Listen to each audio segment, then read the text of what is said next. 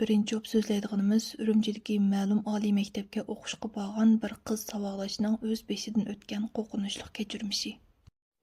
Bu hikoyani so'zlab bergan qiz 2022 yili Urumchidagi ma'lum bir oliy maktabga o'qishga o'tib, o'qish boshlashdan bir necha kun burun maktabga berib yotoqqa o'rlashibdi. Bu qiz o'rlashgan u yotoqda yana ikki qiz bor ekan. Jami bu uchaylan shu birinchi kuni yotoqni pokis tozalab, 8 kishilik bu yotoqda uchaylan yetib qopdi. Shu kuni kechasi bu qiz pastdagi bir o'rinda yotgan-ka. Ko'z uyquga boray degan vaqtda bu qop-qorong'u yotoqning bir qorong'u buling'idan chiqqandekla bir mo'may tuyuqsiz bu yotoqda paydo bo'lib qopti. Bunda tasvirlabdi, u mo'mayning uchida qop-qora uzun bir ko'ylak bor. Chochlar uzun, anadikin terisi xuddi unni surkab qo'ygandek normal emasli bir oq. Terisi shunchalik so'lishib qo'riq besib ketgan-ka. Beshig'i bo'lsa qop-qora kangri bir raxni otib olgan-ka. Bir qo'lida bir mojonni tutib olib, hamda to'xtamay aylantirdi-ka. Bunda ko'z oldingizga keltirib baqsanglar bo'ldi. Bu mo'mayning u taq turqi, xudiliqi, cho'chaklardagi perxon mo'maylarga o'xshaydi-ka. Bu mo'may shunda paydo bo'lib ko'ringandan keyin u dul-mudul mushqizalning qishig'i kapla goldil opdi-da.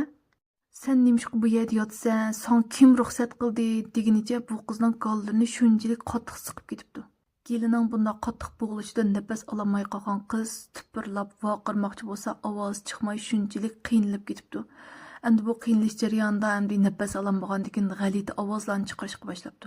Bu qizning ovozlaridan yotoqdagi ikki qizmi uyg'onib ketibdi.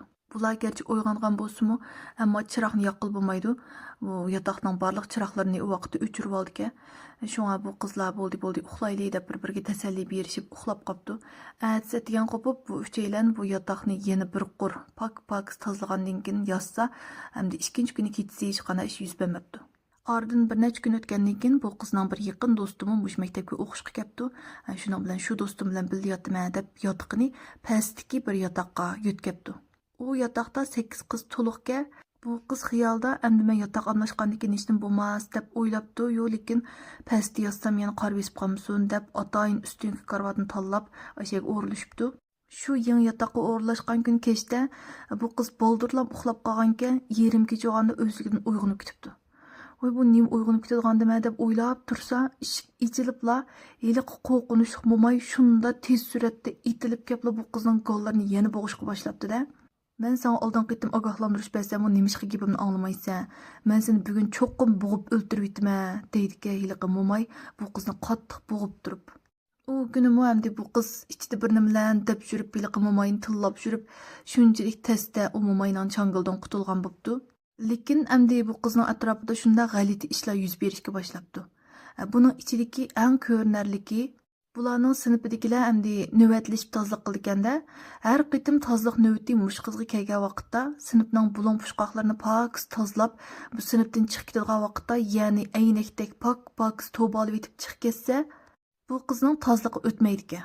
Nimishqa deganda bu qiz tavbalab bo'lib chiqib ketgandan keyinla ash tavbaliga yaning ustida bir oyoq izi paydo bo'lib qoldi ekan. Amaliyat sinfni deganning darsdan tushgandan keyin tozalaydi-ku. Tozalab bo'lgandan keyin endi sinflarni taqab chiqitdi. Endi bu qizning keynidan u sinfga bir odamning kirishi mumkin emas. Mushqizal tozalab qilsam, ashta ahvol ko'rinib, bu qizning qilgan tozaligi qat'iy o'tmaydi ekan. Orliqda yana nurg'un g'alati ishlar yuz bergan o'xshaydi. Men hozir sizlarga so'zlab berganim bo'lsa, bu qizning eng esida qolib qolganlar ekan. Mushunda ishlar keyni-keyndan yuz beravergandan keyin bu qiz oxir bardoshlik berolmay, bu ishni cho'nglag degan bo'pti. Anadikin bu maktabda men turmayman. Bu maktabda men yotoq amlashsammi, hiliqi mo'may mening keynimdan is qo'g'lab yurib, ashta qo'llarimni bo'g'ib bek bo'za qilib ketdi deb cho'nglag degandan keyin bo'ldi nausa deb bu qizni o'qishdan chekindiryapti. Lekin hozirgacha bu qizni qor bosadigan, qor besib ketsa jo'ylaydigan undaq ishlardan qutulolmabdi. Bu qizning bu qo'rqinchning iskanchisidan tezroq qutulib ketishini umid qilma. Ikkinchi hikoyani so'zlab bergan qiz G'uljidinga to'y qilib tutib o'tirgan uyi ma'lum bir binoning 6-qavatida. Bu qizning uyqusi shunchalik yenikkanda, kichkina bir taroq-turuq ovozlardan oson uyg'onib ketdi. Ikkinchi ayning 14-kuni soat 3lar atrofida bu qiz shu oshxonadan chiqqan bir taroq-turuq ovozda uyg'onib ketibdi. Chiqib qarab baqsa hech nima yo'q. Endi u 6-qavat bo'lgandan keyin chashqonlarm chiqolmaydi va yoki u 6-qavatning ustida boshqa o'ylam bo'lmagandan keyin unda taraqshigan ovoz bek ullikmi olinib ketmaydi. Bu nerdan chiqqan ovozdi deb hayron bo'lib, oshxonaning hamma bulon pushqoqlari qargan bo'lsa-mu, hech nima bayqayolmabdi. Shuning bilan qaytib kirib yetib qopti. Bular odatda shu yotoq uyning eshigi tarafga beshini qilib, deraza tarafga putini qilib manda yotadi ekan. Shuning bilan bu qiz qaytib kirib yetib, uyqusi kelmabdi-da, uyqusi butunlay ichilib ketibdi. Ashunda xiyol qilib yetib, bu qiz tuyuqsizla o'zining yetish yo'linishining o'zgarib qolganligini his qilib qopti-da. Men boyadan degandim bular yotoqning eshigi tarafga beshini qilib uxlaydi deb. Lekin bu qiz qarsa, eshik puti tarafda turgan. Voy bu qanday shub ketdi deb turishig'lam eshikning oldida oppoq bir tuman paydo bo'ldi. U tuman bir kalta chashliq, oppoq uzun ko'ylak kiyib olgan bir qizga aylanibla, to'rdashning yiniga laylab kelib barmoqini bu to'rdashga tekkizishi bilan tang, to'rdashning hamda butun badani qetishib, qattiq midirlayolmay qopti. Әмді ешкеттен ешкеп yo'q unda qetishib midirlayolmay qolsak, qanda qo'rqinish qishlar yuz berib ketadi deb o'ylab texim qo'rqib ketamiz-ku. Shaxsan men shu bekodan unda qetishib qolsam, ko'zimga nima ko'rinib ketadi, nima qilib ketadi deb qo'rqib ketaman. Bu qiz shunda asrab deb men bir bo'shab ketsam bo'ladi, badanim bo'shab ketsa bo'ladi deb shunchalik bir qo'rqib, bir ovozlarni chiqarib ketibdi. Bir hozirdan keyin yo'ldoshi "Ey, nim bo'lding?" deb maqsani midirlatgandan keyin ondan ko'z oldida o'ziga qarab turayotgan hiliqi kaltachash qizmi bora-bora suslab yo'qolib ketibdi. Bu to'rdashning badanimi asli kelibdi.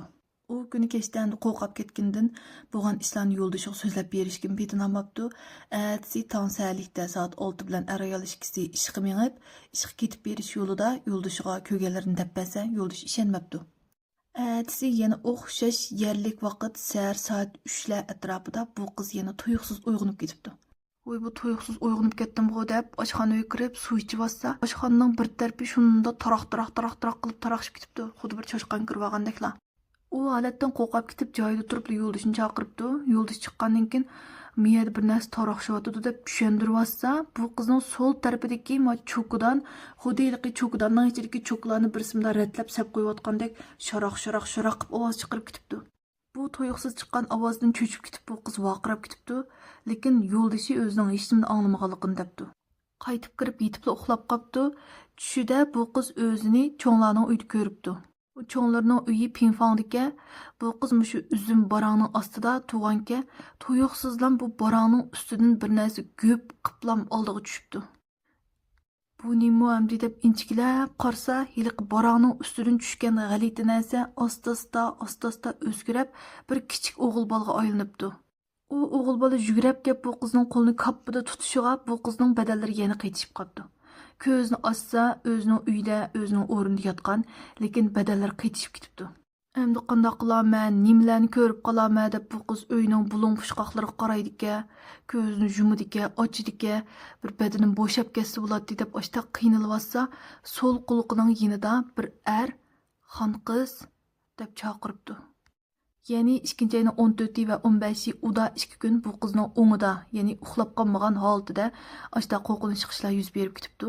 Shuning bilan 16-yillar cho'nglarning qishig'i berib, mushta ishlar yuz berib ketdi deb ularga bir qor deb qo'ygandan keyin qaytib kelib bu hikoyani menga deb berganka.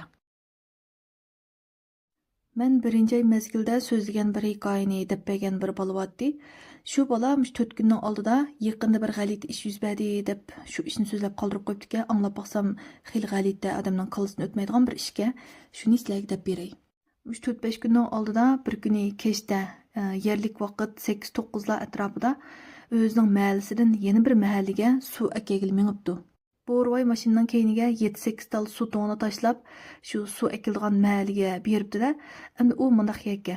Qarmay yo'ldan chiqiblam bir o'rmonlik yo'lga kirdi-ka, u yo'lda azroq mangandan keyin azroq bir itizliqlar boyadan o'tib, ondan bir mahallaga keldi-ka.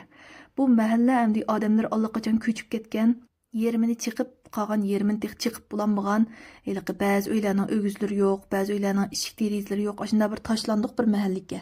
Bu bola u mahalning suv oldigan yeriga berib, hamma to'nglarinigidek to'shqus bo'lib, eng oxirgi bir tal to'ng qolganda, u to'ngni qo'yib, telefon qarab tursa, bu o'rmonlik tarafdan bir yo'ldosh chiqib ketdi-da.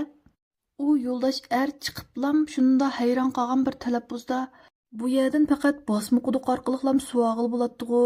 Mushunda tur bo'lishib ketdimi? Bu qachon tur bo'lishib ketdi bu yer deb bu boldan so'rabdi. Bu bolma hayron qilib, bu yerda nada bosma quduqda suv olamiz? Izchil turbidan suv ilyapmiz-ku, xil uzun bo'lib ketdi buningga debdi. Deb bo'lib ham o'ylab qopdi-da. u yo'ldosh degan u yerdan hamdi bosma quduq orqali suv oldigan mezgillar 2012 yildan 2015 yilgacha bo'lgan vaqtlarga. U vaqtlarda bu balma kichikkan to'q hamisha kelib shu bosma quduqdagi suvlarni besib tushirib bir-biriga chechishib bolalar bilan ashta o'ynayotgan to'q aniq esida borkan. Keyinidan 2015 dan 2018gacha bu yerlarda hamda suvlar to'xtab suv og'il bo'lmaydigan bo'lib ketibdi. 2018 yildan boshlab bu yerga hamda yangidan turbalarni o'rnatib, bunda turba orqali suv oldigan qilayotgan. Bu yo'ldoshning bu gaplari, bu hayron qilishlari endi bu bolaga shunda g'alati tuyulib ketibdi-da. U yo'ldosh hech bir yosamlik qilayotgandek emaskan.